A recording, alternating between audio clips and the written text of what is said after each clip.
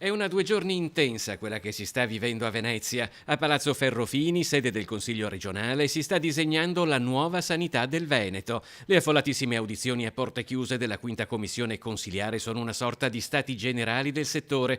Partecipano tra gli altri tutti i direttori generali delle aziende sanitarie, i rappresentanti delle conferenze dei sindaci, l'ordine dei medici, i sindacati, lo IOV, le università di Padova e di Verona. Che sanità veneta uscirà da queste nuove schede? Ma una sanità veneta rafforzata con la parte tecnologica innovativa. È chiaro che oggi dobbiamo riorganizzare in base, e ci ripetiamo, ai numeri e i parametri del DM70 2015, in base a quelle che sono le esigenze, all'evoluzione che c'è stato nel campo sanitario e della medicina, e oggi ahimè anche un altro problema che noi dobbiamo affrontare è quella della carenza dei medici, perché questo, per garantire livelli essenziali di assistenza e salute, abbiamo bisogno del capitale umano, e sappiamo che oggi la questione della carenza dei medici è una questione di vera emergenza. Sulla possibilità di riprendere il servizio sono tra l'altro già arrivate in regione le prime disponibilità di medici pronti a rientrare dalla pensione, ma le nuove schede ospedaliere non convincono tutti. È una sanità peggiore perché riduce i livelli di servizio e di assistenza nel territorio.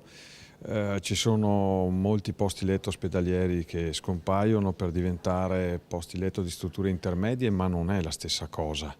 Come stanno le cose ce lo stanno raccontando i cittadini, i comitati, ma anche i professionisti, i sindacati dei medici, le associazioni di volontariato. Su un aspetto invece c'è piena convergenza: il salvataggio dell'ospedale civile di Venezia dal declassamento ad ospedale di base, come prevederebbe una norma nazionale per le città con meno di 150.000 abitanti. Il Santi Giovanni e Paolo rimarrà presidio ospedaliero di primo livello.